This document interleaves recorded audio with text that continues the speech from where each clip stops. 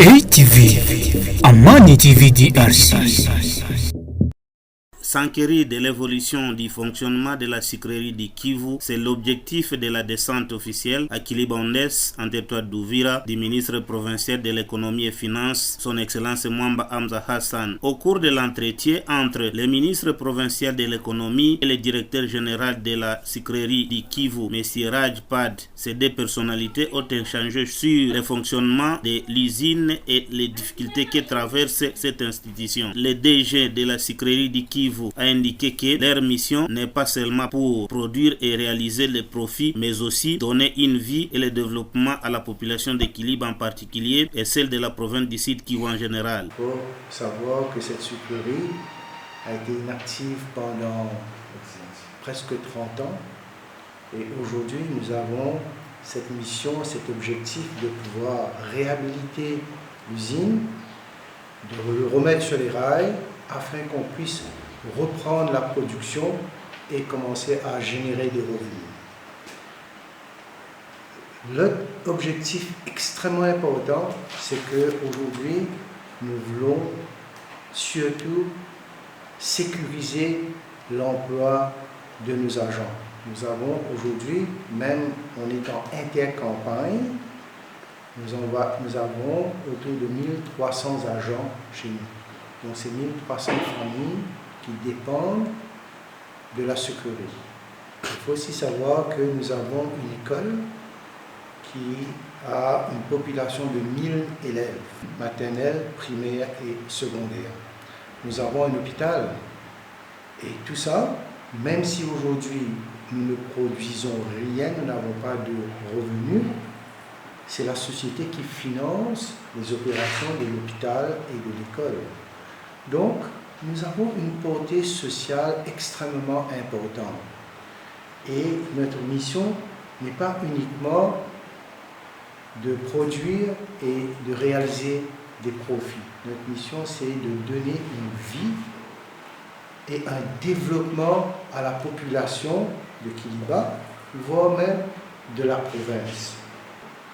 Nous, en tant que direction et investisseurs, l'investisseur privé aujourd'hui a l'expertise dans la production de l'industrie sucrière, ayant lui-même ailleurs, dans l'Afrique, plusieurs autres sucreries. Donc nous maîtrisons bien cet outil de production.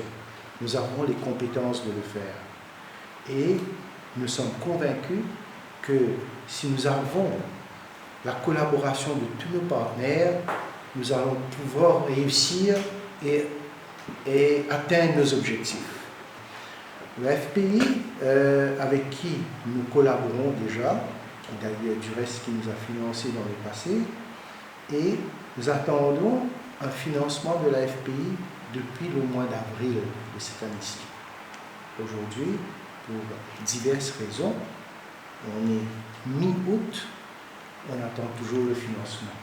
La bonne chose, c'est que la délégation est repartie hier, après avoir visité l'usine, après avoir visité les champs, et je dois dire que le sentiment général était que la délégation était émerveillée par le progrès qu'on est en train de faire, par le travail qui a été fait, que ce soit à l'usine, que ce soit dans les champs, et ils réalisent aujourd'hui que le potentiel est là. Donc ils sont repartis en nous promettant qu'ils vont faire de leur mieux pour que le financement nous arrive au plus vite. Nous attendons, parlons de défis, nous attendons ce financement pour pouvoir démarrer la campagne. Ce financement, vu le retard accumulé, c'est ça qui explique le fait qu'aujourd'hui, on attend encore toujours. On aurait dû être en campagne déjà. Et il faut savoir que à partir de novembre, on rentre dans la saison pluvieuse. Et on ne peut pas faire la campagne pendant la saison pluvieuse. Donc, le temps presse. Le temps presse. Et pour nous, c'est important qu'on arrive à quand même faire une campagne cette année-ci. Et financièrement, c'est ça qui va nous sécuriser. D'abord, pouvoir générer des recettes. Même si c'est une petite campagne, on espère pouvoir produire entre 3500, 4000, 4500 tonnes de sucre, dépendant de quand on va démarrer la campagne et quand est-ce que la saison pluvieuse va commencer. Donc, tout ça, nous avons beaucoup des facteurs inconnus. Et ça fait partie des défis auxquels nous faisons face aujourd'hui. Nous considérons que l'État est un partenaire privilégié de la sucrerie. Nous ne pourrons pas avancer sans le support de l'État. Aujourd'hui, l'État est là pour assurer un développement économique et social dans la région. Nous sommes un collaborateur de l'État pour participer avec l'État pour amener ses objectifs. Dans la même ordre d'idée, nous considérons que l'État est un partenaire privilégié pour nous permettre à évoluer au sein de notre entreprise. Aujourd'hui, nous avons des taxes à payer, nous avons la fiscalité à respecter, nous voulons évoluer dans la conformité et dans la légalité. Ce que nous demandons, ce que moi j'attends de l'État comme partenaire, c'est de pouvoir nous accompagner.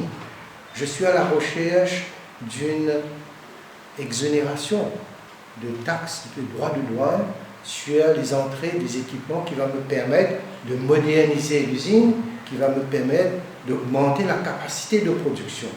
Je suis à la recherche d'une période de grâce pendant laquelle je peux investir et bien s'implanter pour que pendant 3 ans ou 4 ans, je ne suis pas inquiété par les divers services au niveau des taxes qui n'arrêtent pas de nous inquiéter par rapport à des passifs des années précédentes, alors que j'ai besoin des fonds aujourd'hui pour relancer l'activité.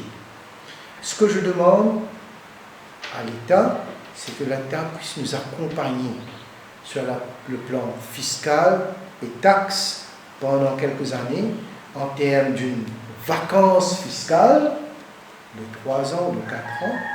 Et après, une fois que la société est en vitesse de croisière, il n'y aura aucun problème pour payer les taxes et être en conformité avec l'État. De son côté, le ministre provincial de l'économie et finances, son Excellence Mwamba Hamza Hassan, il était question pour savoir comment fonctionne cette entreprise et le remettre à son état normal. Il a promis aux responsables de la sucrerie de Kivu qu'il va transmettre leurs doléances au gouverneur de la province du Sud Kivu, son Excellence Théongo Abidje Kassi. Alors, j'étais dans l'obligation parce que la politique de son Excellence M. le gouverneur de province, Théo Kassi Abidje, insiste sur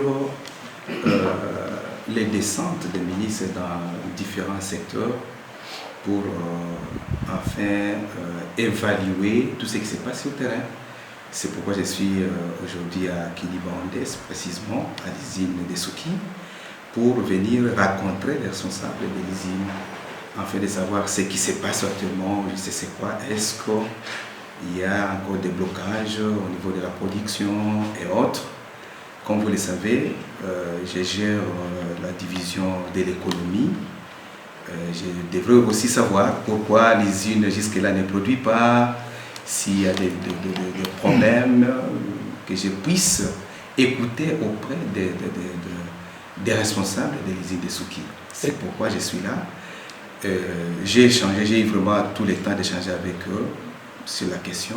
Et c'était vraiment génial, mais c'est que moi qui m'a beaucoup tiqué et que, vous savez, nous avons des services taxateurs un peu partout dans la province du Sud Kivu.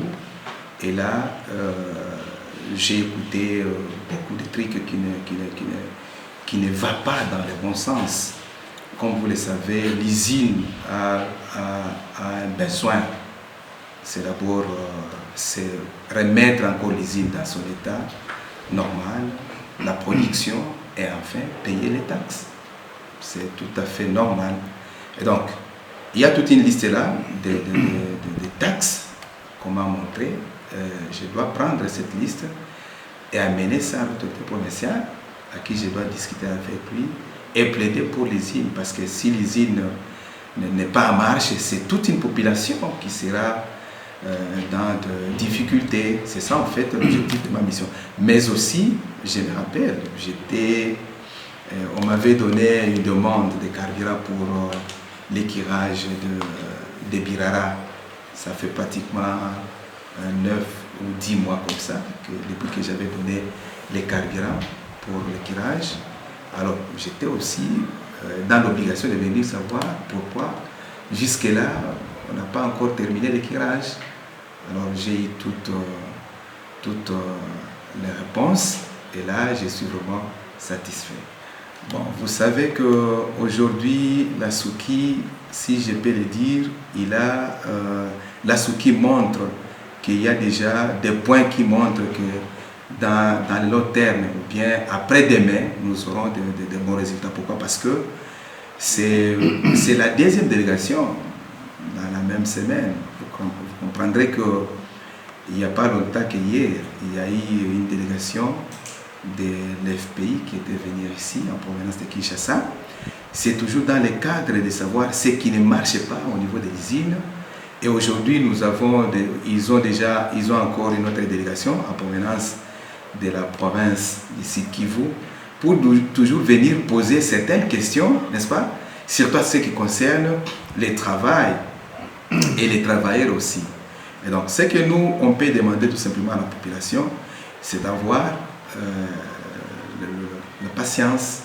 C'est d'avoir la patience, parce que comme l'État congolais, n'est-ce pas, se porte déjà garant à ce qui concerne l'accompagnement de l'usine, c'est déjà une bonne chose, parce que nous espérons qu'avec l'implication de l'État au niveau national, avec l'implication de l'autorité provinciale, de son Excellence Wapi Kassi et tout son gouvernement, d'abord nous devons accompagner nos partenaires afin d'avoir ce que nous attendons, c'est la production et le paiement des salaires des agents. Merci chers téléspectateurs de notre chaîne YouTube ATV. Ne manquez pas de vous abonner, de commenter et de partager cet article. ATV, Amani TV DRC.